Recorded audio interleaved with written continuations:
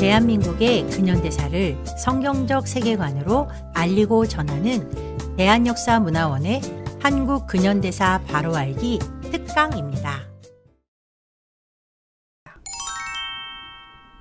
자, 이제 우리가 조선시대의 역사를 살펴보면서 정말 자유가 없었던 땅, 특별히 조선 후기의 상황들이 어떤 삶이었는지를 한번 살펴보도록 하겠습니다. 우리는 조선왕조 500년이라는 말을 정말로 많이 하죠. 이 조선왕조 500년 중에 우리는 19세기의 이야기를 한번 해보려고 하는데요. 19세기는 정조대왕의 죽음으로부터 시작했다고 보시면 됩니다.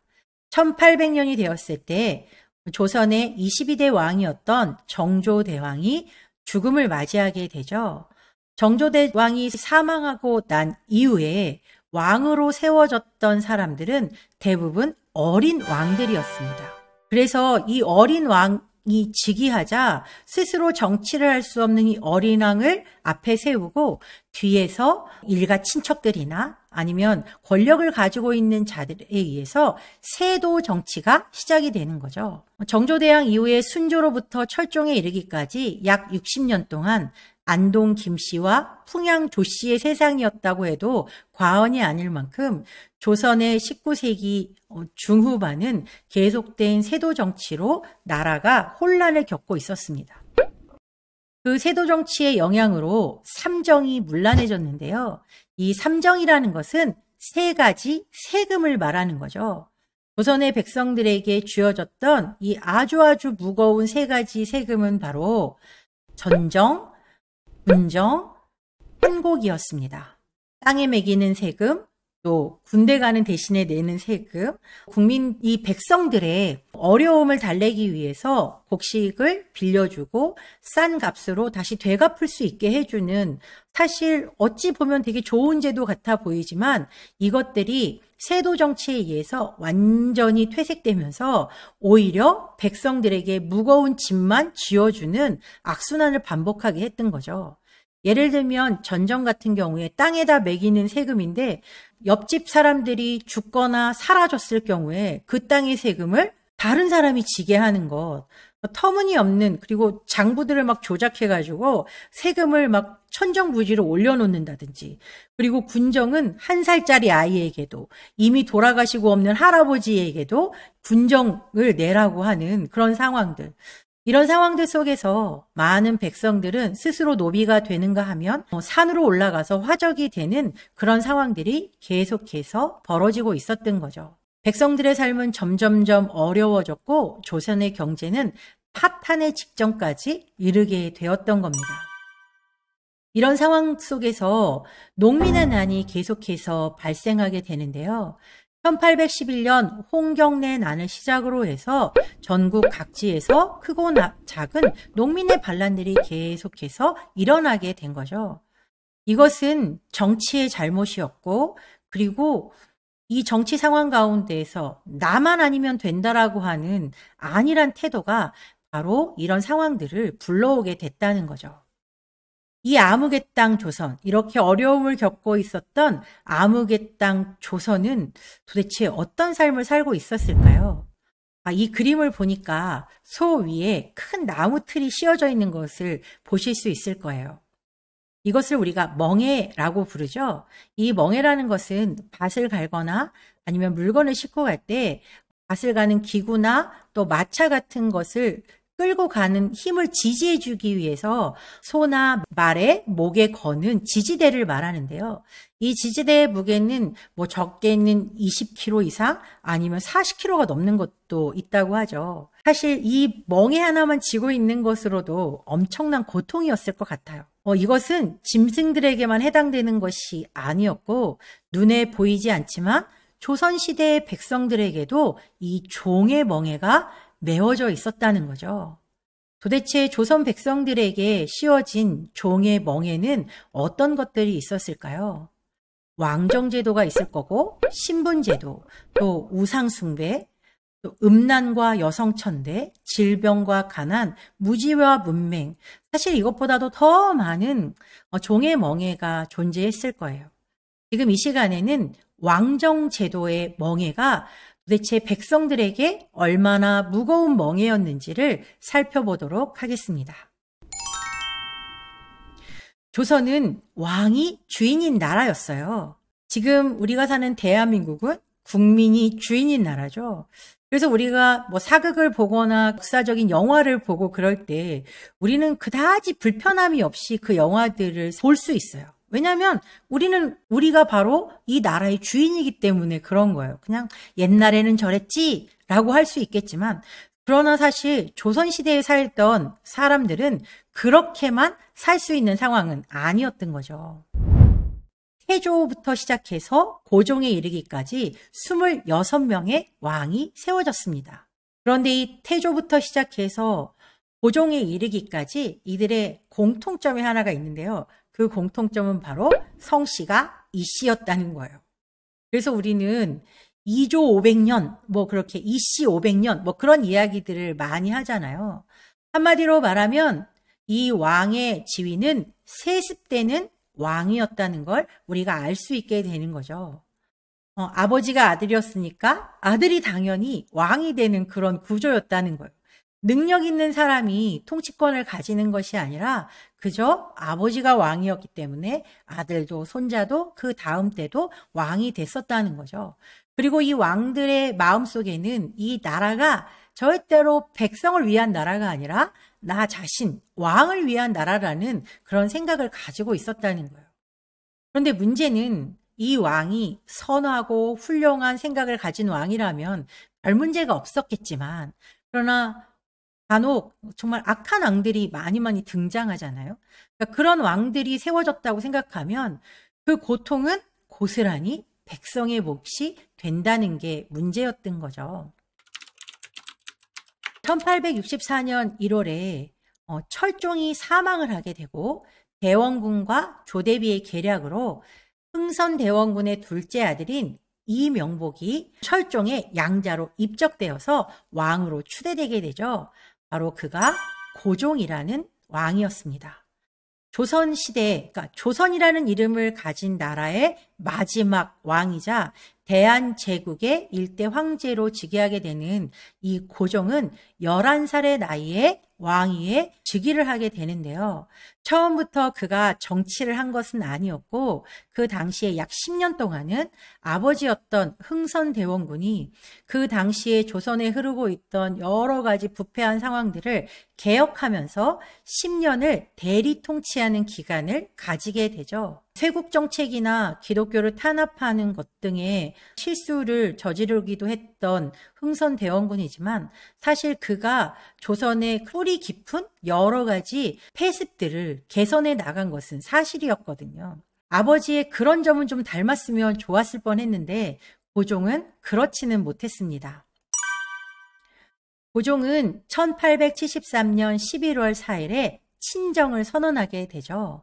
아버지를 밀어내고 내가 진짜 왕의 지위에 오르겠다라고 하면서 내가 친정을 선언한다라고 하며 드디어 왕의 자리에 올라가게 되는 거죠. 그런데 그 사람의 속마음에는 그저 내가 제대로 된 정치를 해보겠다라는 것이 아니라 내 맘대로 할 거야 라는 마음들이 훨씬 더 컸던 것 같아요. 통치자가 된다는 것이 얼마나 큰 책임이 따르고 그 책임에 따라서 많은 무게의 짐을 짊어져야 된다는 것은 생각하지 않고 그저 내가 원하는 대로 사는 삶이 왕의 삶이라고 착각했던 것이 바로 고종이라는 왕이었습니다. 고종에 대한 평가는 이런 것들이 있는데요. 군사와 국방, 정세에 무능한 왕이었어요. 그래서 흥선대원군이 열심히 국방력을 강화했던 것을 다 허물어 버리는 그런 왕이 되어버렸죠. 그리고 국가의 안위보다 정권의 안위가 훨씬 더 우선이었어요. 나라가 어찌 되던 말던 나만 편안하면 돼 라는 그런 생각을 고종이라는 왕이 가지고 있었다는 거죠. 또 경제 무능? 정말로 이 경제적으로 어떻게 이 나라를 잘 먹고 잘 살게 할까? 그런 거엔 관심도 없었고 사치가 어마어마했죠. 그래서 그 사치를 메꾸기 위해서 관직을 팔아먹는 왕이 바로 고종이었어요. 더군다나 왕비였던 민씨의 일가 친척들을 등용하면서 정말 이 민씨 세력에 의해서 나라를 파탄으로 끌고 갔던 왕, 결국은 자신의 이익만 추구했던 왕. 왕은 부자였는데 나라는 가난한 구조.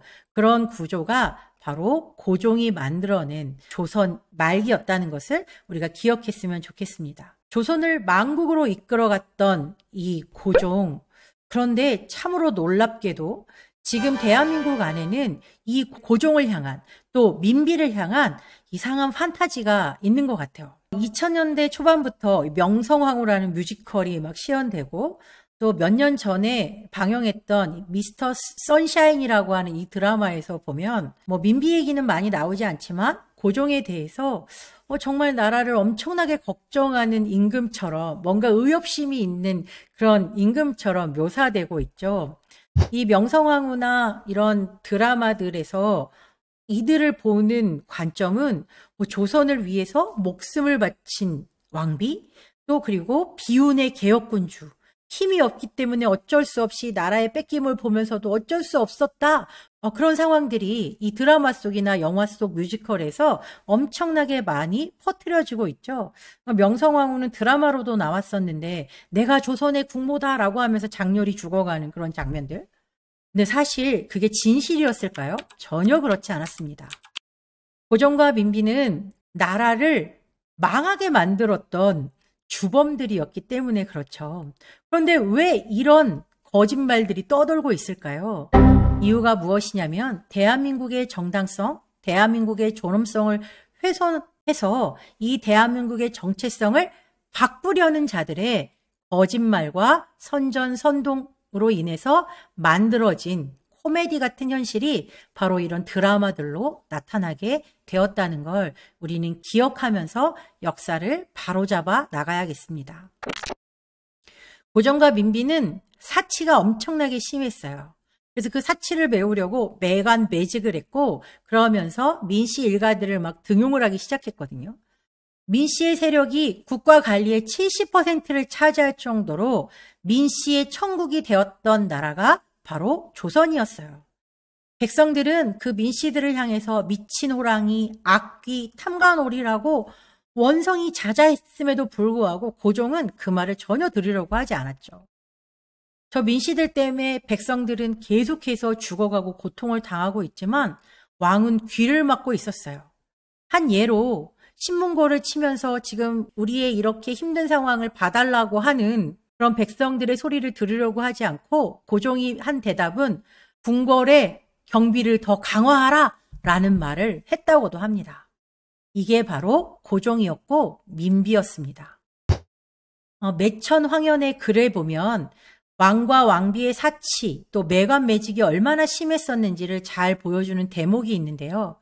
1874년 세자가 탄생한 이후 궁중 기도와 제사가 절제함이 없어 팔도 명상까지 나가 제사를 올렸다. 그러니까 세자 탄생을 축하하기 위해서 어마어마하게 구판을 벌리고 제사를 지내면서 산이란 산 다 돌아다니면서 돈을 낭비했다는 이야기를 하고 있는 거예요. 고종도 마음대로 놀이와 잔치를 즐겨 참석자들에게 상을 줄 경비가 모자랐다. 얼마나 잔치를 많이 했으면 사람들한테 나눠줄 음식의 경비가 모자랄 정도로 모든 재정이 바닥나가고 있었다는 이야기를 하고 있죠.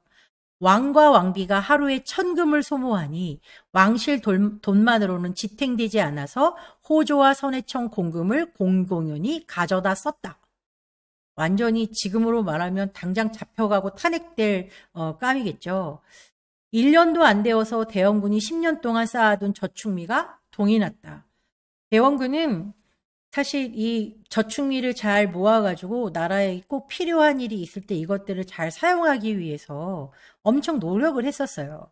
그런데 고종이 즉위하고 1년도 되지 않아서 모든 모아두었던 저축미가 다 동이 날 지경으로 다 돈을 써버렸다는 거죠. 그래서 그것을 메꾸려고 뭘 했냐? 관직을 팔고 과거 합격증을 파는 매관 매과의 폐단이 발생하게 됐다라고 말하고 있어요. 그러면서 뒤이어서 민씨들이 집권한 뒤로 나라가 완전히 망해갔다라고 지금 말하고 있죠. 그래서 매달 지급해야 할 병사의 급료를 걸핏하면 빼먹는 지가 벌써 몇 해째 이어져 원망과 욕설이 자자했다. 자, 지금 이 맨 마지막 단락에서 보고 있는 병사들의 급료를 걸핏하면 빼먹는 바람에 일어났던 사건이 바로 이모군란이라고 하는 사건입니다. 군대가 난을 일으킨 거예요. 이 당시에 고종은 신식군대와 구식군대를 가지고 있었는데 신식군대는 궁궐을 수비하기 위해서 그냥 고종의 친위부대라고 생각하시면 되죠. 고종의 친위부대에게는 새로운 무기, 새로운 옷, 여러 가지 월급도 제때제때 주고 그랬지만 원래부터 있던 국방을 지키던 이 구식군대에게는 제대로 된 무기도 지급하지 않을 뿐더러 월급도 수개월째 밀려가지고 이 군인들의 불만이 막 끌어오르고 있는 이런 상황 가운데에서 일어난 이 난이 이모군란이라는 난이었어요. 사실 이 이모군란을 평정할 수 있는 유일한 방법은 이렇게 성난 군사들에게 제대로 된 월급을 지급해주면 그만이었던 거죠. 그러나 고종은 그렇게 하지 않았어요. 청나라한테 도움을 요청해서 청나라 군대가 들어와서 이 이모군란을 일으킨 자신의 백성들을 죽이게 했던 거죠. 이게 어떻게 한 나라를 책임지는 왕으로서의 역할이겠습니까? 왕의 자격이 없는 사람이었죠. 성경에서도 왕의 직분이 뭐냐면 바로 백성들을 구원하는 것, 백성들을 지키는 게 왕의 직분이라는 걸 분명히 가르쳐주고 있거든요. 그런데 고종이라는 사람은 그런 직분을 전혀 수행하지 못한 바보 같은 왕이었다라고밖에 표현을 할 수가 없을 것 같아요. 이때 약 3,000명의 청나라 군대가 진입을 하게 되면서 그때부터 조선은 더욱더 청나라의 속국이 되어 있는 상태가 되었어요. 청나라에서 파견된 사람들이 조선 땅을 누비면서 왕 행세를 하고 계속해서 조선의 백성들을 못 살게 구는 그런 상황들이 되어버리게 된 거죠. 이런 것을 참을 수 없어서 일으켰던 난이 바로 갑신정변이었죠. 여기에 보이는 박용효, 서광범, 서재필, 김옥균, 홍영식 같은 사람들이 주축이 되어서 일으켰던 난이 바로 갑신정변이었는데요. 이 갑신정변을 주도했던 사람들은 노론의 엘리트들이었어요. 이들은 더 이상은 이 중국의 속박 속에서 살 수 없다고 느꼈고 왕에게 제안을 하죠. 민씨 일가와 민씨 세력들이 지금 이 나라를 망치고 있으니 왕이시여 제발 우리와 함께 저들을 몰아내고 정말 이 나라가 온전한 나라로 흘러갈 수 있도록 우리에게 힘을 보태주십시오. 고종이 뭐라고 했을까요? 안 된다고 했을까요? 아니에요. 그래, 내가 자네들의 뜻을 따라주겠네 라고 이제 말을 했던 거죠. 그들이 주장하는 바는 이거였어요. 청나라로부터 독립을 하자, 부패 정권을 타도하자. 그런데 이게 좀 잘못됐죠. 무력을 사용해서라도 하자. 그래서 민씨 일가들을 완전히 숙청하려고 궁궐 전체가 피바다가 되는 그런 사건들이 벌어지게 됐습니다. 물론 민비는 도망을 치게 되죠. 그러니까 그런 상황들을 본 고종은 너무 겁을 먹고 어떻게 하게 되냐. 바로 청나라 군대를 끌어들이게 되는 거죠. 고종의 배신으로 청나라 군대가 들어오게 되고 이 갑신정변은 3일 만에 막을 내리게 됩니다. 근데 이 갑신정변을 도왔던 사람들이 누구였냐면 바로 일본이었기 때문에 이 청나라와 일본이 작은 충돌을 할 수밖에 없게 됐죠. 이 갑신정변이 끝나고 난 이후에 일본과 청나라는 조약을 하나 맺게 되는데요. 그 조약의 이름이 바로 텐진 조약이었어요. 이 텐진 조약의 주요 내용 중에 하나가 바로 청나라 군대가 조선에 무슨 이유로든지 들어오게 되면 일본도 들어올 거야 라고 하는 거였어요. 우리가 이런 것들을 잘 감안해서 정치를 잘 해나갔어야 되는데 고종은 그것을 잘 하지 못했죠. 결국 이 텐진 조약으로 말미암아서 청일 전쟁의 빌미를 제공하게 됐던 거예요. 알렌 선교사는 고종에 대해서 이렇게 이야기합니다. 구말리를 다니고 상하 4,000년 역사를 봤지만 대한제국 황제와 같은 사람은 처음이다. 이렇게 말했다고 하는 걸 보면 고종 가까이에서 있었던 사람으로서 이렇게 최악의 사람은 처음이다라고 하는 평가를 받는다는 것은 정말 수치스러운 일이 아닐 수 없죠. 나라가 어느 정도 안정을 찾는가 했지만 결국 백성들이 들끓어 오르기 시작했어요. 탐관오리들의 문제가 너무나도 심각했기 때문이에요. 그래서 이 탐관오리들의 문제가 너무너무 심각해서 일어났던 난이 바로 동학 농민난이었습니다. 동학밀난. 사람들이 요즘에 이 동학난에 대해서 마치 동학을 무슨 혁명처럼 이야기하는데 그것은 바른 역사가 아니라 탐관오리의 아주 못된 정치들의 행각 때문에 일어났던 동학밀난. 이 밀란을 해결하자면 방법은 아주 단순했어요. 탐관오리를 다 내어 쫓으면 그만이었는데 고종은 그렇게 하지 않았어요. 그리고 그는 아주 바보 같은 선택을 하는데 청나라 군대를 불러서 백성들을 잡으라고 말한 거예요. 그리고 그들을 향해서 괴수다라는 표현을 쓰고 있죠. 그래서 청나라 군대가 들어오게 되죠. 조선 땅으로. 그런데 아까 조금 전에 우리가 텐진조약 얘기를 했었잖아요. 그 텐진조약에 따르면 청나라 군대가 조선에 들어오면 일본 군대도 조선에 들어온다. 일본 군대 역시도 조선에 들어와서 일어난 전쟁, 바로 이것이 청일전쟁이었어요. 이 청일전쟁에 가장 결정적인 역할을 한 사람은 바로 고종이었다고 해도 과언이 아닐 것입니다. 왜냐하면 이미 텐진조약에서 청나라 군대가 조선 땅에 들어오는 순간 일본 군대도 들어온다고 하는 그런 조약의 사항들이 있었다면 국제 정세를 잘 살펴서 어떻게 우리가 이 난을 진압할 것인지 스스로 대책을 세웠어야 하는데 고종은 그러지 않았던 거죠. 이게 바로 조선이라는 나라의 마지막 왕이었던 고종의 실체였다는 걸 우리가 기억했으면 좋겠습니다.